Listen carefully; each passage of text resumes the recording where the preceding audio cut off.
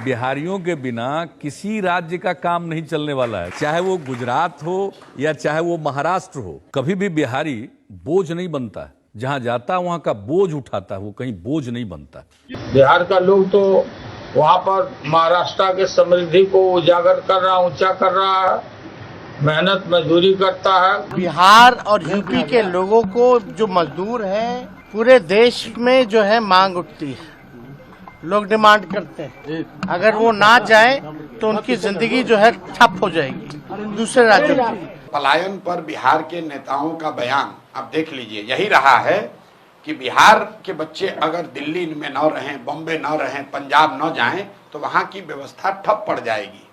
ये पहली बार है, जबकि 3 साल पहले मैंने जनसुराज ने ये बात उठाई कि आपके हमारे बच्चे दिल्ली बॉम्बे में जाकर सब्जी का ठेला लगाते हैं या साफ सफाई का काम करते हैं, टेम्पो ऑटो चलाते हैं, ये कोई शान की बात नहीं है। देखिए, कोई भी काम करने में कोई शिकायत नहीं है, काम सब अच्छा है, लेकिन जो लोग मजबूरी में बिहार के बच्चे जाकर अगर बॉम्बे में सब्जी बेच रहे हैं या वहां पर झाड़ू लगा रहे हैं या वहां पर ऑटो रिक्शा चला रहे हैं, पंजाब के खेतों में जाकर मजदूर का काम कर रहे हैं, ये शान और गौरव की बात नहीं है। आप नीतीश कुमार का बयान देखिए, लालू जी का, तेजस्वी का बयान देखिए। ये लोग हमेशा यही कहते हैं कि बिहारियों की हर जगह डिमांड है।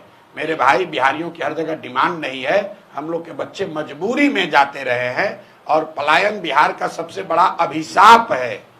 ये शान की बात नहीं है। शान की बात तब होती जब हम लोग यहाँ पर सब्जी उगाते और रेफ्रिजरेटेड ट्रेन से वो सब्जी दिल्ली जाती और तब हम लोग कहते कि अगर हम लोग से उलझोगे तो तुम्हारा खाना पीना दाना बंद कर देंगे। तो पलायन की बात उठाई है हम लोगों ने, क्योंकि गांव-गांव में जाकर देखा कि इसका आर्थिक सामाजिक कितना बड़ा इसका नुकसान है। आप जरा इसको दूसरे तरह से समझिए। मध्यम वर्गीय परिवारों में किसी का पति 10-15 दिन बाहर चला जाता है तो लोग कहते हैं भैया 10 दिन से इनका पति बाहर है। बिहार के ज्यादातर परिवार में महिलाओं की ये नियति बन गई है कि उनके जो पति हैं वो कमाने के लिए जीवन भर बाहर ही रहेंगे। घर में जो भी युवा है वो जीवन भर बाहर ही रहेगा।